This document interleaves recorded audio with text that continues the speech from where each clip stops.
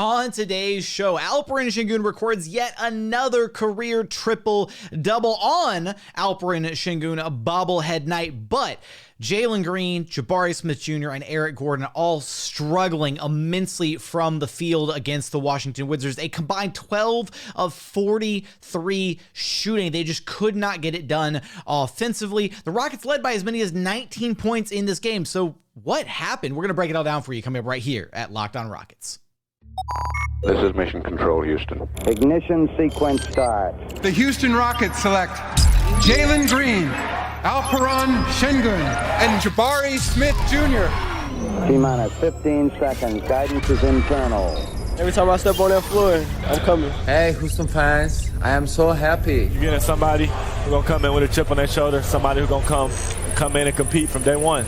6, 5, 4, 3, 2, 1.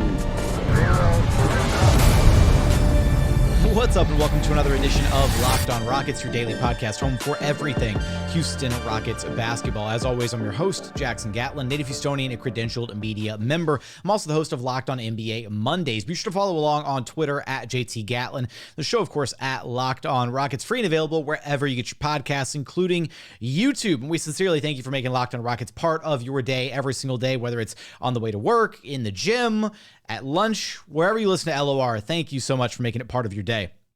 Now, today's episode is brought to you by FanDuel Sportsbook, official sportsbook of Locked On. Make every moment more with FanDuel. Visit FanDuel.com/LockedOn today to get started. The Rockets looked like they were poised to win a second game in a row. It looked like we were going to be talking about a winning streak there for a little bit of this game against the Washington Wizards. And then the Rockets just completely crumbled in the fourth quarter. They lose the game 108-103 after leading by as many as 19 points. They led by 15 at halftime. They led by as much as 19. They had a 10-point lead going into the fourth quarter, and they could not hold on to it. Oh, my. We're going to talk about the game, kind of what happened, why the lead slipped. We'll share Stephen Silas's post-game interview. He was the most angry that I've ever seen Stephen Silas in a post-game interview. Just very frustrated. We'll share that. Let's talk about some of the good, though, out of the gate, and that is Alperen Sengun. In this game, 21 points, 10 of 16 shooting, 11 rebounds. 6 of them were offensive rebounds, 10 dimes, 3 steals, 2 blocks, 3 turnovers in his 37 minutes of run. So another career triple-double for Alperen Sengun, and he was really solid in this game. In the minutes that he was playing, he was really, really good in the first quarter and in the fourth quarter, especially facilitating the ball. And that's part of what is so peculiar about this game and why the Rockets got away from what was working for them. Alperen Sengun had 4 dimes in the first quarter. He had 5 dimes in the fifth quarter, which means he had 1 assist in quarters 2 and 3 combined. It very much felt like in the second quarter for stretches, and especially there in the third quarter, that they got away from what was working for them offensively, which was kind of getting the ball to the middle of the floor to Alpi, either at the elbow or on the roll, and then he would get the defense in rotation, and then he would create looks for other guys, even though other guys weren't hitting at extremely high clips. Again, Jalen Green, 6 of 19, Eric Gordon, 4 of 14, Jabari Smith Jr., 2 of 10. He was generating good opportunities for the team, and he was also scoring at a pretty high level himself. Again, 10 of 16 shooting. So for Alpi, this just kind of shows that when you lean into this identity, right, when you involve him more on the offense, he can make good things happen, right? He was diming up guys left, right, and center. Josh Christopher, KJ Martin was the recipient of a couple nice Alpi dimes in this game, just making things happen, right? He is the straw that stirs the drink for the Houston Rockets, and there are plenty of games where Jalen Green has it going and he can score at an elite level and carry a game like he did against the Timberwolves when he dropped a career-high 42, but it's much easier to do that when you're playing off of another guy that can give you some easier opportunities, right? And that's what it kind of felt like in this game. Is there were windows, there were pockets where Alpi was doing his thing, where they looked really good, where they were playing off of him. And then there were stretches of the game where they kind of fell back into some really, really bad habits, right? Where Jalen Green was trying to do it all himself, or where Eric Gordon was just icing everybody out of the offense and he was trying to take care of the game himself. And those moments need to be ironed out, right? That's a coaching thing, right? You've got to grab those guys and pull them to the side and say, hey, stop with whatever this is. Let's go back to the stuff that is working, right? And the team as a whole just couldn't shoot in this game. I mean, so that's a big part of why they wound up losing this game. 5 of 28 shooting is not going to cut it. 14 of 20 at the free throw line, so just 70% there, 43% shooting overall. It's going to be tough to win with numbers like that, and credit to the Washington Wizards. They caught fire late in the game. Kyle Kuzma especially, no longer being checked by Jabari Smith Jr., but we're going to get into some of that, some of the issues and struggles with the other guys elsewhere in this lineup, Jalen, Eric, Jabari, some of what we saw from them in this game, some good and some bad. Jalen with his playmaking, Jabari with his defense. But with Alpi, your Locked On Rockets player of the game. How could he not be the Locked On Rockets player of the game? He had another triple-double. The proof is just in the pudding, right? He can make things happen. And throughout the course of this game, there needed to be more shot making is probably number one. But for him to have gone from facilitating at such a high level in the fourth quarter and also being able to facilitate again at a high level in the first quarter, and then continuing to be able to facilitate at a high level in the fifth quarter, it just kind of shows that he can give you those numbers. You just got to stick with him over the course of an entire 4 quarters. You can't really go away from him or go away from what's working there in the middle of the game. You can't get comfortable once the lead builds up and then fall into those bad habits. You've got to stick with what is working, and the Rockets unfortunately didn't do that with Alpi in this game. Coming up, do you want to talk about the offensive nights from the other guys as well as the game flow, what happened there in the second half, top of the third quarter, top of the fourth quarter, how the Wizards were able to get back out in front in this game. We're going to talk about that, but first, today's episode is brought to you by FanDuel. The NFL playoffs are here, and we are really excited about our new sports betting partner for Locked On because they are the #1 sportsbook in America, FanDuel. And if you're new to FanDuel, that's even better. They have so many great features that make betting on sports fun and easy. New customers join today to get started with $150 in free bets guaranteed when you place your first $5 bet. Just sign up at FanDuel.com/lockedon. FanDuel has all your favorite bets from the money line to point spreads, even player props. Plus, you can combine your bets for a chance at a bigger payout with a same game parlay. Right now, you can head over to FanDuel.com to take a look at who the odds-on favorites are for the NBA Finals. Right now, the Boston Celtics leading the way at plus 390. The Milwaukee Bucks right behind them at plus 550. The Brooklyn Nets and Denver Nuggets both at plus 800, and then bringing up the rear, you've got the Golden State Warriors at plus 850 and the Memphis Grizzlies at plus 1,000. All on an app that's safe, secure, and super easy to use. So, football fans, basketball fans, don't miss out. Place your first $5 bet to get $150 in free bets, win or lose at FanDuel.com/lockedon. Make every moment more with FanDuel, official sportsbook partner of the NFL. And continuing on here at Locked On Rockets, your daily podcast home for everything Houston Rockets basketball. Now, let's take a look at kind of the flow of this game and kind of what happened for the Rockets, because this very much felt like a game that they led by as many as 19. They felt like they were all playing well together. It very much felt like they were on their way to winning this game. And yet things kind of came off the rails there in the second half, especially. Now, when you go look at what happened specifically there in the third and fourth quarters, the Rockets came out flat. After a really successful first half, they led by as many as 15. Things looked good. They looked like kind of a well-oiled machine. Even even though some shots weren't falling for guys like, Eric Gordon was struggling in the first half. Jalen Green started to struggle shooting the ball from the floor in the first half. He was just 4 of 10 shooting after kind of a hot start. Eric Gordon, again, 1 of 6 shooting. Jabari Smith Jr. hadn't connected on anything yet, but was playing some really good defense. Even the bench unit looked good in the first half, right? Everything was working in the first half except for basically Eric Gordon. Eric Gordon was 1 of 6 and looked really, really rough in the first half. And then even Jabari, 0 of 2, the good defense, awesome, right? Jabari's defense on Kyle Kuzma was fantastic for 3 quarters in this game. And then Kyle Kuzma went off in the fourth quarter. But the Rockets kind of weathered the run by the Wizards at the top of the third quarter, right? They came out flat, lethargic, bad energy in the second half, and the Wizards started making their push, right? Cutting into the Rockets' lead. And at one point, they got the lead from a 15-point game down to a 5-point game, 66-61. The Wizards were right there knocking on the door, trying to make this thing a game.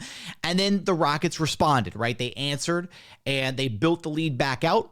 And then they wound up having a decent lead, a 10-point lead going into the fourth and final frame. But here's the issue is the lineup at the top of the fourth quarter, right? Basically the bench lineup plus Eric Gordon was not working. It was disjointed. They couldn't get any flow.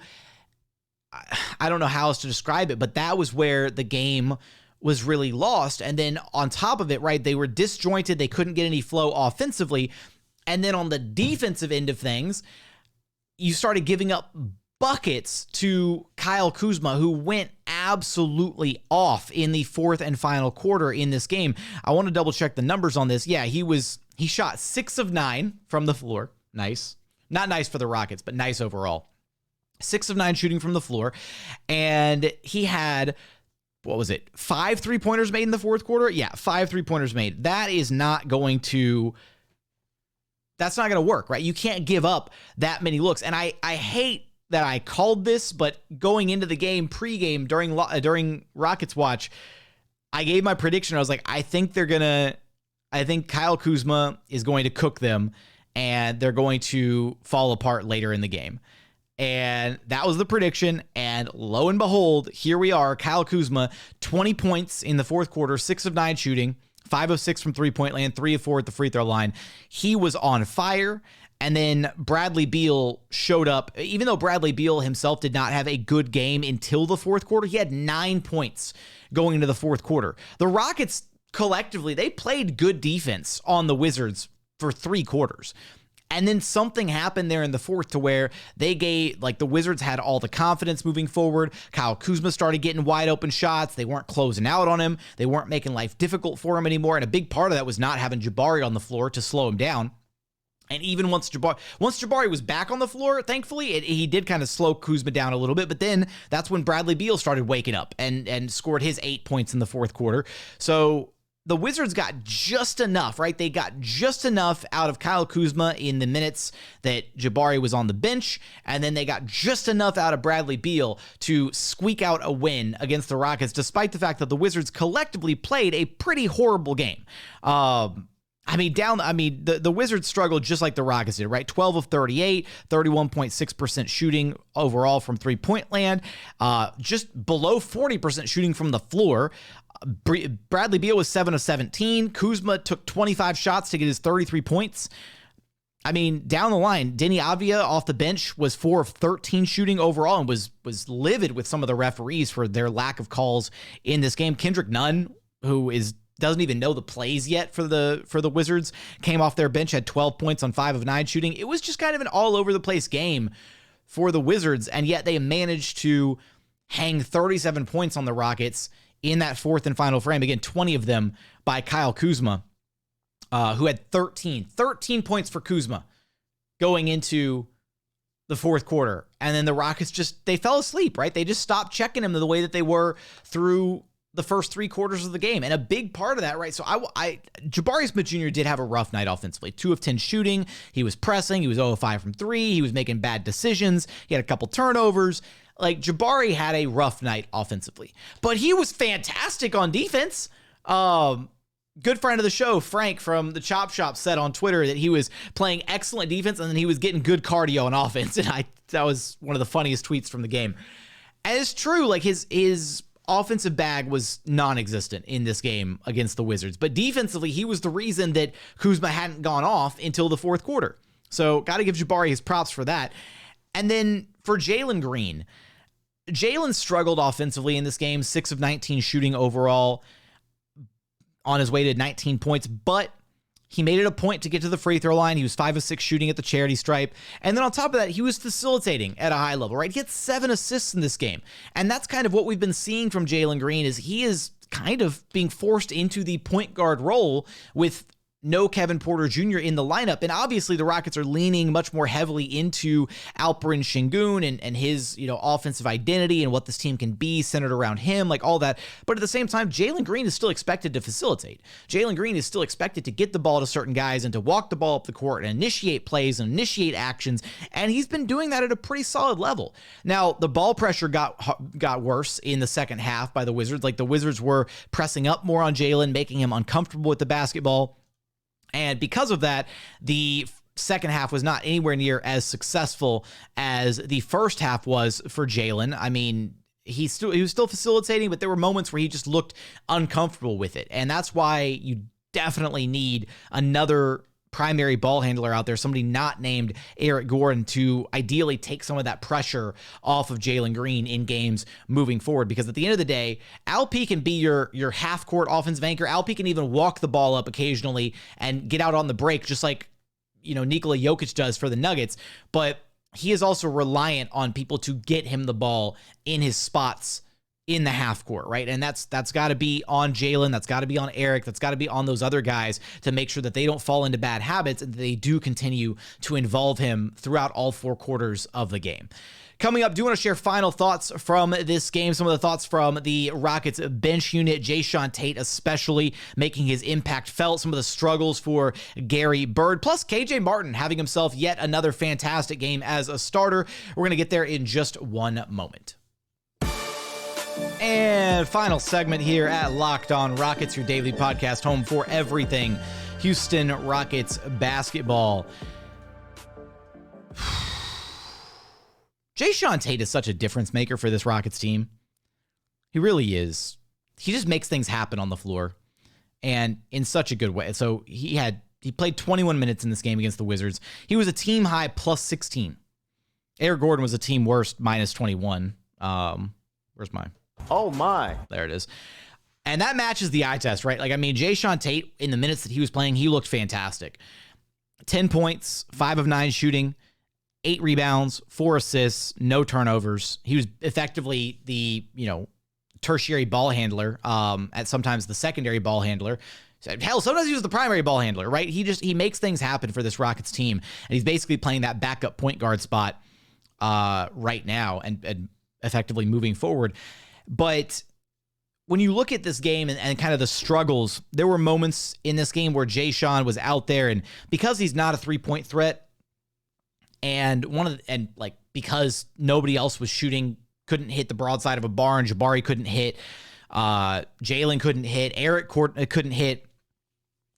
There were points in this game where they were collapsing the defense and guys were shading in so far from the 3-point line. They were making life difficult for Alpi and either, kind of cutting off the passing lanes, cutting off the entry pass lanes to the post, or just preventing him from being able to get anything going offensively, being able to get into his offensive bag down low because there was no threat. Nobody was a threat to shoot the ball, right? And this happened a lot, especially in the fourth quarter, even once Alpi checked back into the game. Like, they just couldn't get him the ball in a spot where the defense was spread and like where he was opened up to where he could, isolate and get to work and make things happen for the team because they weren't checking Jae'Sean at the 3-point line. They weren't checking Jabari. They weren't checking Jalen. They weren't checking Eric. Like, guys were sagging so far off of those names that it was like they were basically packing the paint completely to try and make sure that they wouldn't give up any easy buckets to Alpi, and that they also would cut off driving lanes, right? Because nobody could hit from outside, so they were just going to pack the paint to make life difficult on Eric Gordon and Jalen Green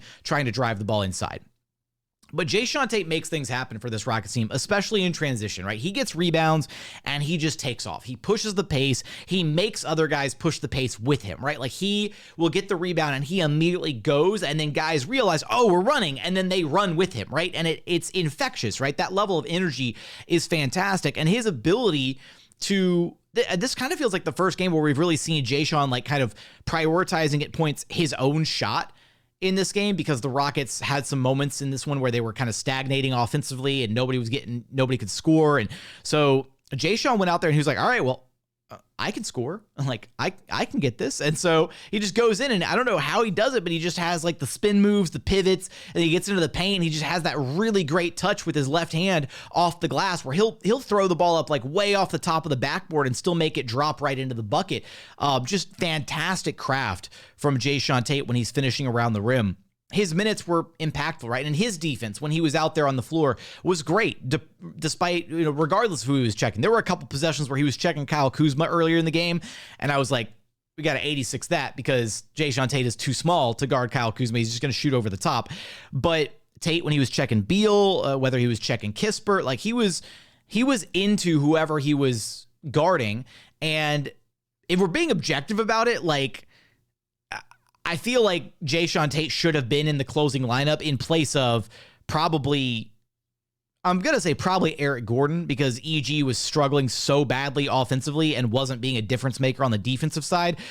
Even though Jabari was a black hole offensively, at least he was able to slow down Kyle Kuzma. His length, his size really bothered Kyle Kuzma and prevented Kuzma from, cooking for 3/4 of this game, and slowed him down a little bit once he was back into the game in the fourth quarter as well. So I feel like this would have been one of the games where it's just like there were enough guys who struggled that maybe you make the argument, okay, Jae'Sean Tate should close this game. But unfortunately, Tate's only playing about 20 minutes a night right now. He's basically on kind of a minutes restriction, and Stephen Silas couldn't go to Jae'Sean Tate to close this game. And then maybe you make the argument that because Jabari Smith Jr. struggled, like Tari Eason might have, should have, could have closed this game. Like Tari was impactful in this one. Tari was making things happen. Tari's defense is, maybe not quite to the level that Jabari's was, but at least offensively, he wasn't quite the black hole that Jabari Smith was in this game, unfortunately. I'm not worried about Jabari long-term. I'm really not.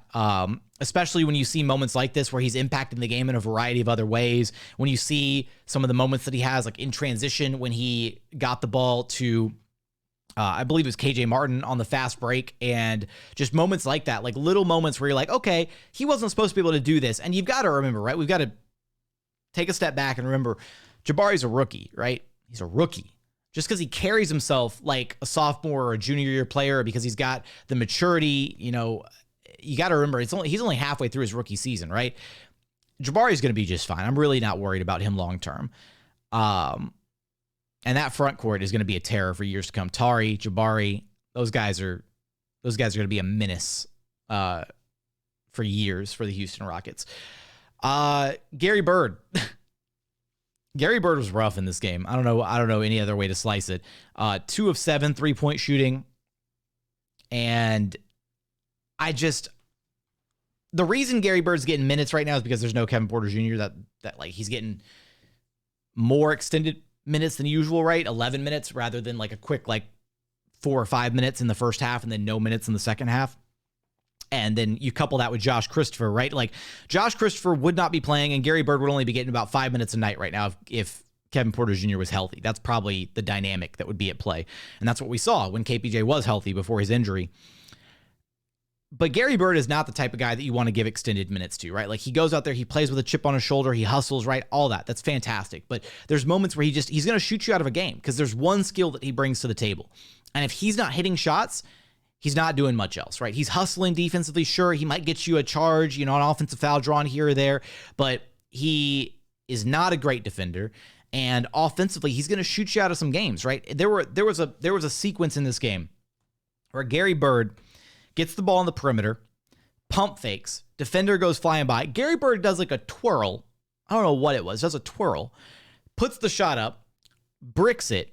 Ball comes back out to Josh Christopher, and Gary Bird started to get back on defense. Then Gary Bird sprints back into the play, runs right past Josh Christopher, kind of a pseudo dribble handoff type thing. Josh pitches him the ball, and then Gary immediately, zero hesitation, pulls back up from the left corner and shoots it.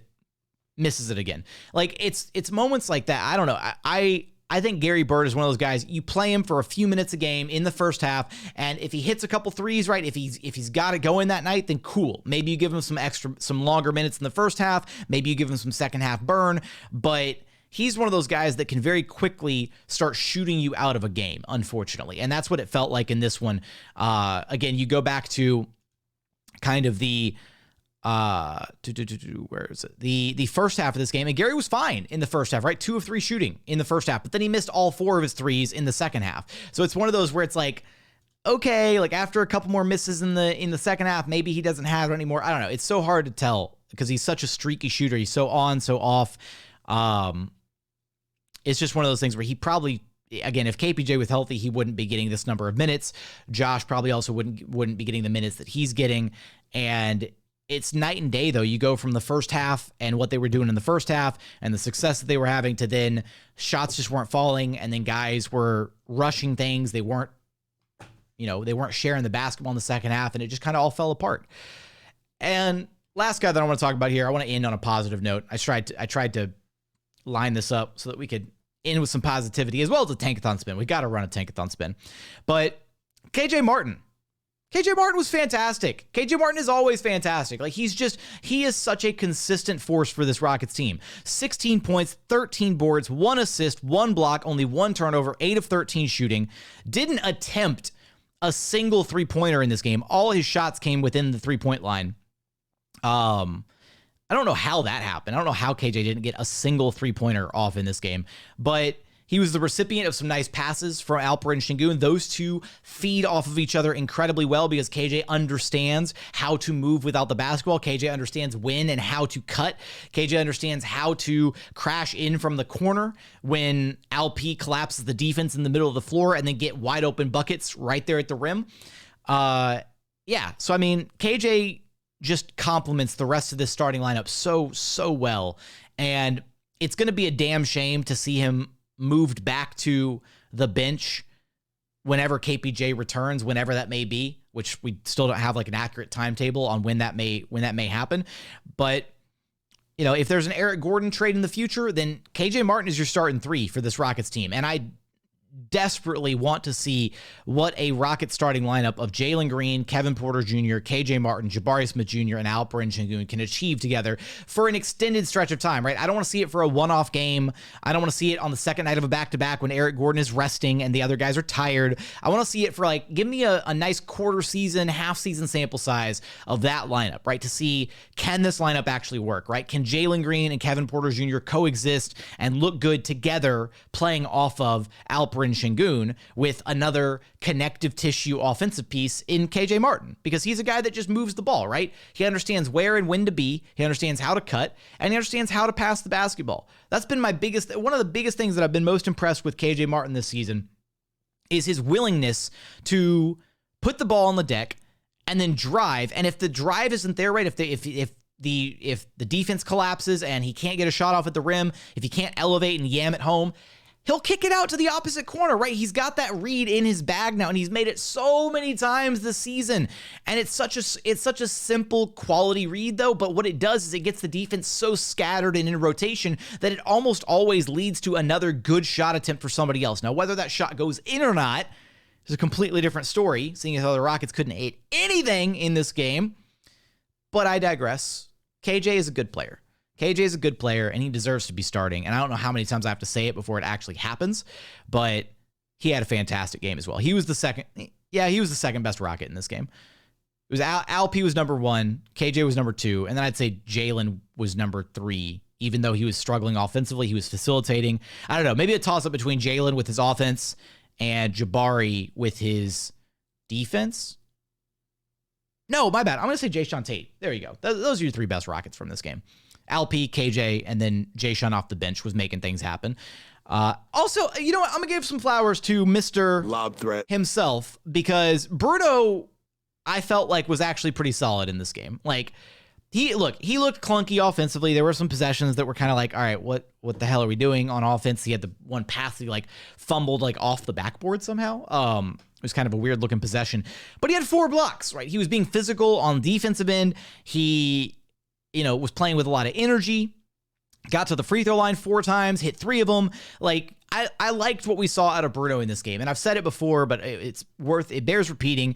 I don't mind alternating between Bruno and Garuba off the bench as the backup 5, depending on matchup or depending on who Steven Silas thinks deserves, the minutes that night. That's fine. Just neither of those guys' minutes should ever eat into Alperen Sengun's minutes, given what we see happening with him on a nightly basis, right? Like, there was never any reason for either of those two guys to carve into Alpi's minutes. There was never a reason for Alpi to be getting less than 30 minutes a night. It's a good thing that development is done now. It looks like the 3 center rotation is completely out the window. So we'll see what happens moving forward. But as long as Alpi's getting his 30 plus something minutes a night, I don't really care who the backup 5 is. I think Garuba is a little bit more talented than Fernando, a little bit more versatile, but I do think Fernando has areas that he can be impactful in that Garuba maybe can't. A little bit more size, a little bit more physicality, the lob threat component of his game, all that stuff. So with that, it's a 108-103 loss. The Rockets are back on a fresh losing streak. And that means we got to run a Tankathon spin. They still have the best Tankathon odds, the worst record in the association, 11-37. They are a half game ahead of the Detroit Pistons, holding on to that worst spot. So let's go ahead and run the numbers and see where they land. I am predicting, I'm going to say number 2. I think they're landing number 2 on this Tankathon spin. Let's see. Let's spin the wheel. Where do they go? Ooh. Jack Stradamus. Got it right. Houston Rockets land with the 2nd overall pick on this Tankathon spin. So congratulations, Scoot Henderson. You are a Houston Rocket. Detroit Pistons jump up 1 spot to number 1. So Wemby, you're going to Detroit. Toronto jumps up a few spots there at number 3. Orlando jumps up a spot there at number 4. And then Charlotte rounds out the top 5. And then San Antonio plummets all the way down to number 6. So I consider that a win, right? Any Tankathon spin where the Rockets land number 1 or number 2 is an absolute win. Things get a little bit more murky at spot number 3 or 4 because that means one of Amin or Asar Thompson. Be on the lookout. We will have another draft episode coming out later this week with Nathan Fogg breaking down Asar Thompson, the other Thompson twin, and what his fit would look like with the Rockets, draft range, all that good stuff, strengths, weaknesses, defense, shooting. We break down his entire game. Be on the lookout for that a little bit later this week. But that's going to do it for today's episode. As always, appreciate you for checking out the show. Thank you so much. If you haven't done so yet, please consider subscribing wherever you listen to your podcast. That's Apple, Spotify, Google, the Odyssey app, free and available on all podcast platforms. We're also available on YouTube. Just go to YouTube, search Locked On Rockets. Be sure to like, comment, and subscribe. But as always, thank you so much for watching. Thank you so much for listening. We look forward to having you back right here at Locked On Rockets, your daily podcast home for everything Houston Rockets basketball.